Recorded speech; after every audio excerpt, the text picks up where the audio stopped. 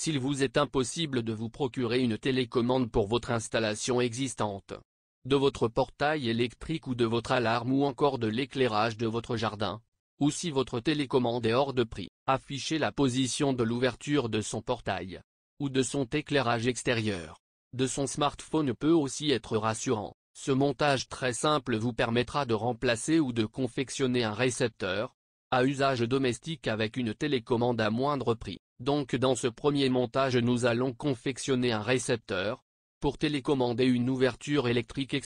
Donc en premier temps votre outillage. Votre outillage consistera à vous munir d'un pistolet à colle pour fixer votre émetteur au fond d'un boîtier, une pince coupante, une pince à dénuder, un petit tournevis, un fer à souder. Votre fourniture. Une pile de 12 volts de référence 23A, un support de pile pour pile de référence 23A. Si vous avez une connexion électrique à proximité, vous pourrez choisir un récepteur fonctionne sur le 220 volts. Ou tout simplement un petit transformateur de 12 volts, pour remplacer la pile de 12 volts. Un porte-fusible, avec un fusible de 2 A pour un montage en 12 volts, un fusible de 5 A pour un montage en 220 volts. Un interrupteur à bascule, pour une marche arrêtée pour votre récepteur, avec un voyant de sécurité, mais cela n'est pas indispensable.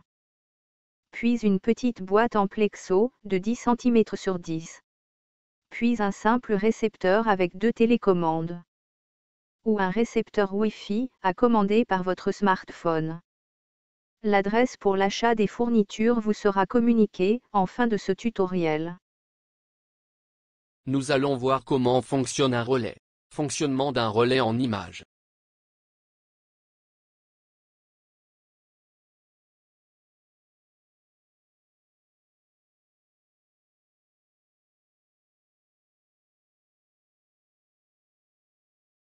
Nous allons passer au câblage de l'interphone, sur le récepteur de télécommande. Tout d'abord ouvrir le combiné, déconnecter les 2 fils de l'alimentation du combiné, ensuite sortir le circuit de son logement, retourner le circuit côté soudure.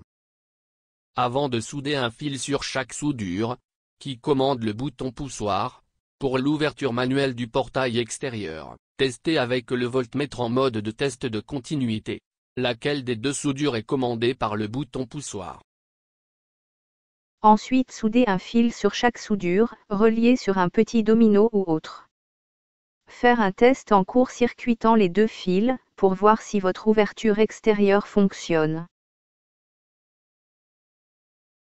Je pense que jusque-là vous avez bien assimilé ce petit tuto. Nous allons donc voir maintenant le montage de la boîte plexo, qui recevra le récepteur électronique en image, puis le câblage du récepteur dans la boîte plexo. Passons à la confection du boîtier. Tout d'abord percer un premier trou de 10 mm, puis percer un deuxième trou de 12 mm, enfin un dernier trou de 11 mm. Fixer le voyant de 12 ou 220 volts sur le premier trou. Puis fixer l'interrupteur sur le deuxième trou, puis enfin le porte-fusible sur le dernier trou.